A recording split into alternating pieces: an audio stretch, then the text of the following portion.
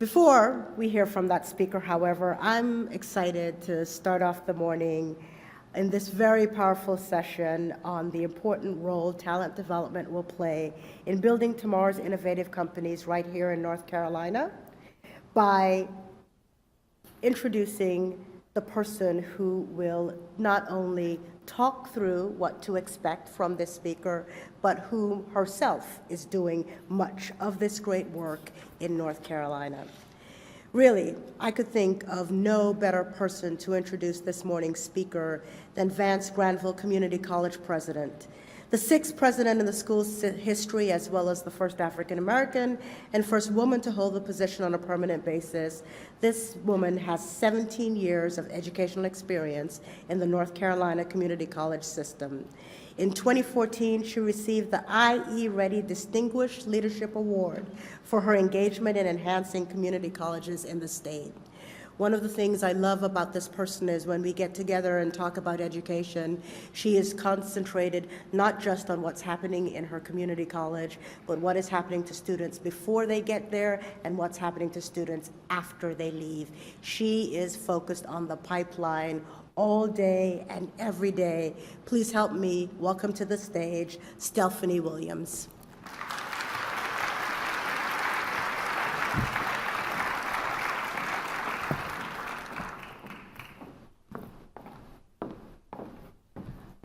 Thank you, Anita.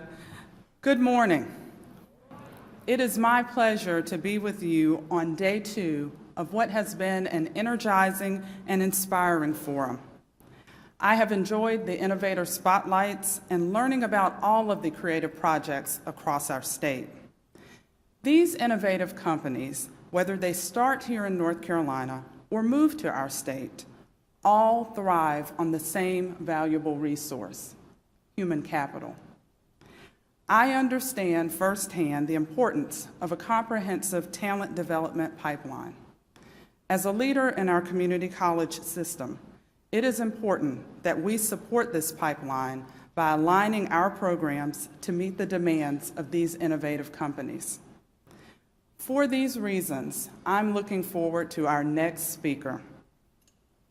An economist by training, Jeffrey Lacker began working for the Federal Reserve Bank of Richmond in 1989 and has held the office of president since 2004.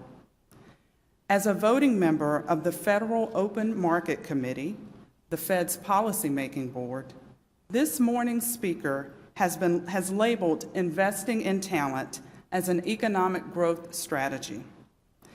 Described as a bold dissenter by the New York Times, our speaker has a well-deserved reputation as an intelligent and independent voice in the leadership of the Federal Reserve. I am delighted to welcome to the stage this morning the President of the Federal Reserve Bank of Richmond, Jeffrey Lacker.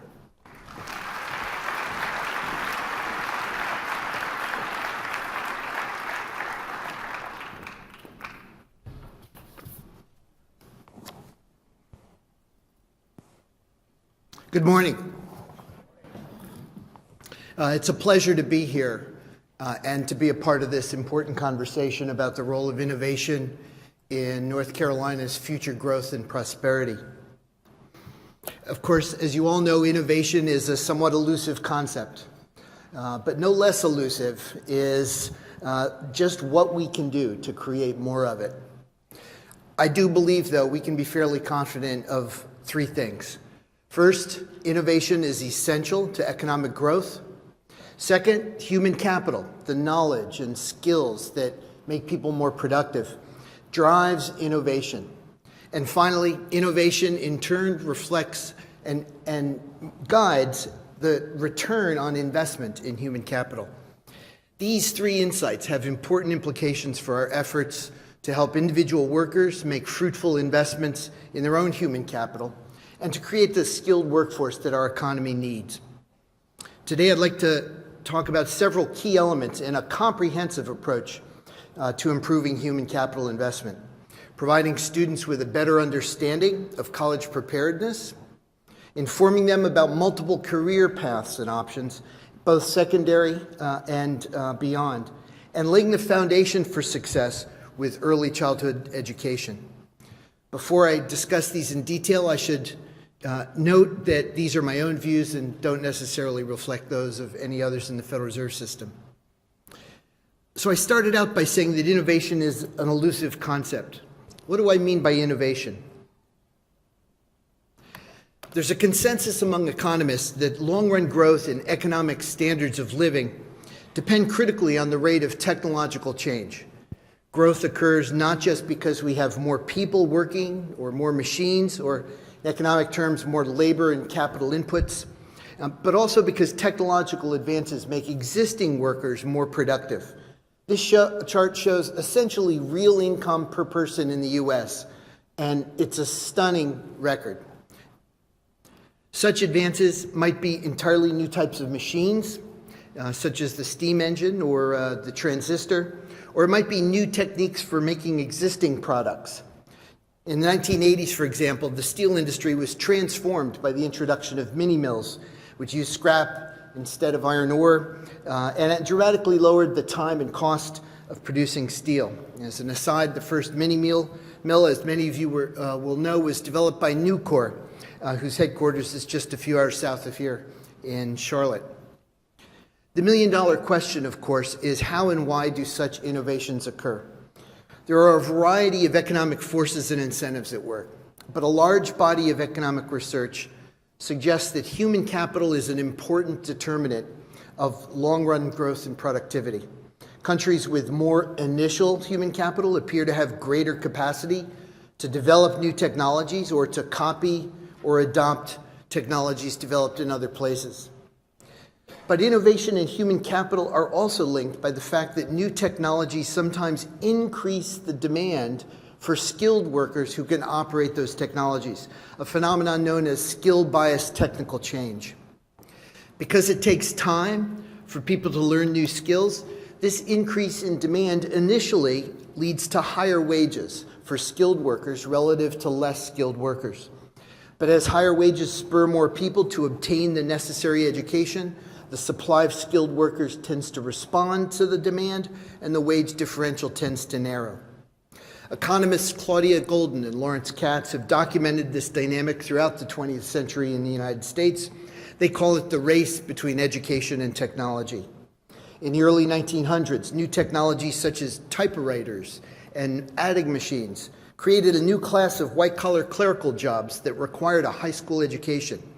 Because few people had such degrees, those jobs paid about twice as much as jobs that did not require a high school degree. The response was a dramatic increase in high school graduation rates. Between 1910 and 1940, the number of 19-year-olds in the United States with a diploma increased from 9% to 51%, span of just 30 years. Over that same time period, the wage premium associated with high school completion collapsed. In the latter half of the 20th century, as the computer revolution took hold, demand for college-educated workers began to rise, and hence their relative wages rose as well. This recent cartoon illustrates the ubiquity of digital technology. I've never asked Pierce what his dad's job was. I think he does something with computers, as opposed to what? As one would expect, there's been an increase in the number of people with a college degree in response to the shift in demand in recent years. In 2013, 29% of adults over age 25 had at least a bachelor's degree. In 1980, that figure was only 17%. And yet, the college premium has continued to increase. This shows average earnings by educational attainment, and the lines are all indexed so that they start at 100. So it shows that this shows this sense in which earnings have been by skill have been spreading out over time as the computer revolution has spread. In 1980, the average worker with a college degree or higher earned about 40% more than the average worker with only a high school diploma. In 2013, the college-educated worker earned over 80% more. The inescapable conclusion is that we are failing to keep pace with our economy's growing demand for skilled workers. This has implications not only for our ability to develop and implement new technologies, but also for the distribution of income in our society. Recent data on income inequality and economic mobility show that inequality has increased in recent years, while mobility has either decreased or remained flat. In other words, the rich are increasingly likely to remain rich, and the poor are increasingly likely to remain poor. Many factors contribute to inequality and the persistence of that inequality, both within and across generations. But the growing disparity in the acquisition of skills, often in the form of college education, appears to play a very significant role. Now, you don't need to be an economist to be concerned that we're not adequately preparing the next generation of workers. Nationwide, about 20% of high school students fail to graduate within 4 years, and there are significant disparities in graduation rates between white students and Black or Hispanic students, and between students from high-income and low-income families. In some large urban school districts, as many as 40% of students don't graduate within 4 years. A growing share of those who do complete high school now go on to college, but far too many of these students fail to earn a degree. Nationally, as was mentioned last night, leadership dinner, the college dropout rate is around 40%. The benefits of attending college for just a few semesters without graduating are relatively small. The unemployment rate for workers with some college education but no degree is comparable to the rate for workers with only a high school degree. So let's see, some college is the purple line, and it's pretty close to the green line for high school graduates. The line at the bottom is the unemployment rate for those with a bachelor's degree or higher. Less than a high school degree, you can see the unemployment rate's much higher. Right now, the unemployment rate for college degree or higher is under 3%, and the unemployment rate for high school graduates, less than a high school diploma, is over 8%. This shows median weekly earnings by educational attainment, and the lesson is the same. While some students who've attended some college do earn on average about 15% more than those that are high school graduates, that pales in comparison to the average earnings of those who've completed master's degrees. And so you can see the big bump in this chart is between some college, no degree, and then up to the bachelor's degree, 4 lines down. So there's also substantial anecdotal evidence that employers are having difficulty finding workers with the right skills. This is a common refrain on our visits to communities throughout our region, and it's supported by employer surveys. For example, in one recent poll, 70% of manufacturers reported a moderate to severe shortage of skilled workers, such as welders who must have math skills and be able to read blueprints. There's also an ongoing debate among researchers about the actual amount of skill mismatch in the labor market, but many employers certainly seem to perceive that mismatch and gap as real. And the key question is, what can we do to increase the supply of skilled workers? The large increase in the college premium has led many policy makers and educators to advocate college for all. But as the high college dropout rate indicates, there's a big difference between enrolling in college and actually graduating. During focus group meetings held in Virginia by the Richmond Fed, representatives from four-year colleges and community colleges shared that many students are surprised to discover they lack the basic math skills necessary for college-level work.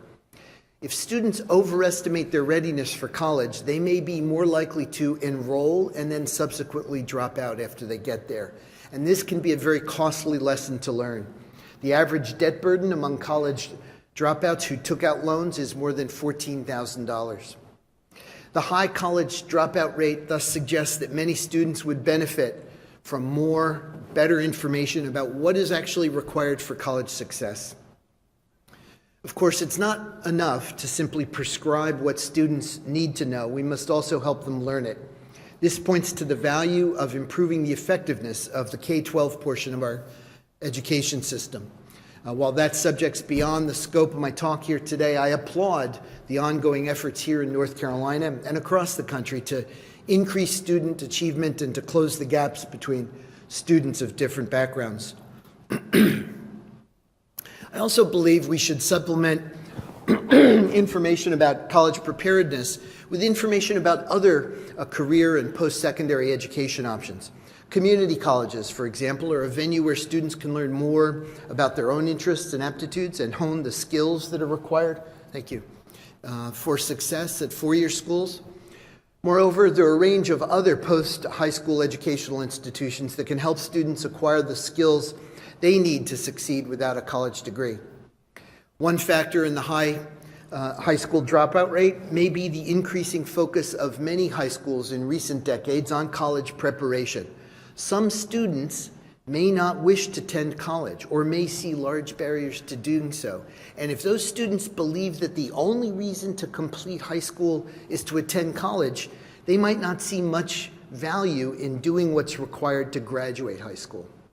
Learning about alternative career and educational opportunities that also require a high school degree could increase the perceived value of high school completion and improve their labor market outcomes relative to dropping out.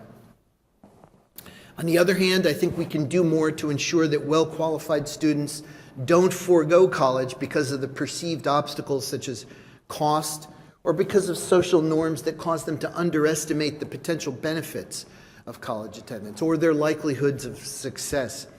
Researchers have found that providing these students with targeted information and assistance, a fairly low-cost intervention, can increase the matriculation rates and can play an important role in changing the beliefs of students who erroneously think they're not college material. So far, I've discussed ways to increase cognitive skills. These are the skills that we learn through formal education or on-the-job training. But non-cognitive skills, such as patience, work ethic, following through, are also critical. These are skills that make us possible to acquire more complex cognitive skills, and they're also critical for success in the labor market. For example, during the focus group meetings I spoke of, high school teachers and administrators shared that many students don't know how to self-direct or self-motivate, skills that are critical for college success. Workforce development professionals we spoke with reported that a lack of soft skills was a major obstacle for employment for their adult clients, and we also hear from employers who participate in our industry roundtables. So how does one acquire these non-cognitive skills? Led by the work of Nobel laureate economist James Heckman, many economists and other social science researchers come to a consensus that the foundation is laid very early in life and that it can be difficult for children who fall behind to catch up. Skill gaps are evident as early as age 5 and tend to persist into adulthood. The importance of early skill development also means that the return to $1 invested in early childhood education can be much higher than the return on $1 invested later in life. It's illustrated by a chart from a James Heckman paper. High quality early education thus should be a crucial and cost-effective element of a comprehensive strategy to improve human capital investment. Before I conclude, I need to acknowledge that while the benefits of innovation are numerous, there are costs for some individuals. Steel mini mills are a great advance, for example, but they also contributed to the demise of former giants like Bethlehem Steel, which in its heyday employed 300,000 people in the United States. North Carolina is no stranger to this trade-off. For decades, people in communities throughout the state depended on furniture and textile industries to provide relatively well-paying jobs.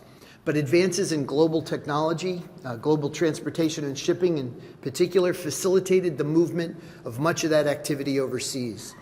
And while there's been a resurgence in manufacturing in the state, new advanced manufacturing techniques require far fewer workers. Today, there are only half as many people employed in manufacturing in North Carolina as there were in 1990, even though the value of the goods produced in manufacturing has increased. That story is true nationwide as well, as this chart shows. Real industrial production, the black line, has been trending up, even though manufacturing employment has been trending down. More broadly, While technological innovation may increase the demand for some types of workers, it often reduces the demand for others, even sometimes the demand for other skilled workers. This occurred during the 1800s when new production techniques displaced glassblowers, shoemakers, bakers, other artisans. More recently, computers have not been a boon for everyone. Many lower skilled workers have been replaced by machines, and an increasing number of middle skilled workers, such as tax preparers, paralegals, are also vulnerable to automation. But the technological displacement of workers has been part and parcel of rising living standards for centuries. In 1900, more than 40% of the U.S. workforce worked in agriculture. Today, that number is less than 2%. Just as technology reduced the need for farm labor, it also allowed the creation of new jobs in new sectors. And I don't think any of us would argue that we would be better off if nearly half the population was employed to supply our caloric needs, rather than being free to work as engineers or truck drivers or nurses or whatever. We must understand the needs of workers who are displaced and recognize that adjusting to evolving circumstances takes time, but history provides good reason to be optimistic that changes wrought by technological innovation ultimately yield broadly shared gains. To sum up, innovation is the primary driver of economic growth, and human capital is essential for innovation to occur. But at the same time, technological changes also change the skills demanded by our economy. In recent decades, innovation has tilted demand towards more skilled workers, and these trends seem likely to continue. An increasingly better educated workforce thus is going to be essential to the long-run prosperity of any region or nation. A comprehensive approach to supporting human capital investment, one that focuses on the full range of options and educational stages, can help provide our citizens with the skills they need to share in that prosperity. Thank you for your kind attention.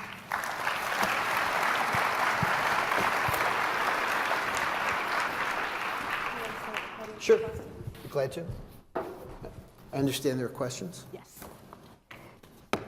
Right, so the first question is, do we need more skills or degrees? There are some people who argue that we have credential inflation today, with too many people getting a college degree and employers able to require higher and higher levels of education as a result. That's an interesting question. I'm tempted to ask for both. I think, what people express about high school and college graduates among employers is some sense that they've got more training to do when people show up, and so there's a sense in which maybe a high school degree or a college degree doesn't represent perhaps what it did decades ago. That is what it is, but I think investing at all stages in the educational process can help us develop people who have certificates having better skills and being better prepared for the workforce. A related question. Can you expand upon the statement about the perceived gap by employers of the workforce not having the necessary and required skills? It's a good question. So we as part of our just our understanding what's going on economically, we study a lot of statistics, but we spend a lot of time talking to businesses regularly. This happens with greater intensity in the lead up to FOMC meetings. We need to understand what's going on, why, what people are expecting, and what a lot of our employers have been reporting. We've had these reports consistently for the last, I'd say, 5 or 6 years, has been pockets where people can't find the workers they need. They talk about trades, they talk about truck drivers, they talk about IT. There's certain IT specialties where employers have just been continually complaining that it's hard to find people they need. And this was occurring at a time when the unemployment rate a few years ago was 8%, 9%, kind of stunning, kind of surprising, kind of shocking, but it just goes to the importance of skills, that 8% unemployed doesn't mean that there are 8% of the people out there with the skills you need for the job you need to fill. And Jeff, if you'll indulge me, I'm going to ask you one last question, which is really 2 questions, but they seem related.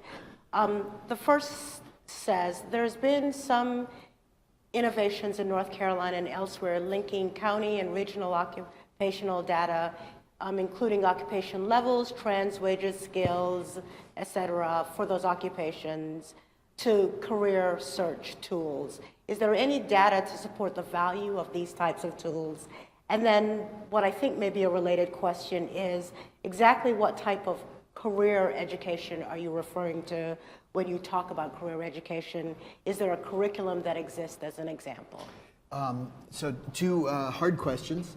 I'm not familiar with research on those type of career advice tools. But you know, the research may be out there, I just may not be familiar with it. So I'm going to beg off on that. Okay. You know, as to particular curriculum, there are a plethora out there. Community colleges offer a wide variety of them. There are training institutes. There's on-the-job training that employers contract with, you know, with third-party firms to provide as well. There's no one curriculum. It depends on where you want to go in life and where you want to go in your career. Terrific. Please join me in thanking Jeff Lacker. Thank you. He'd stay on stage with us. Stelfanie.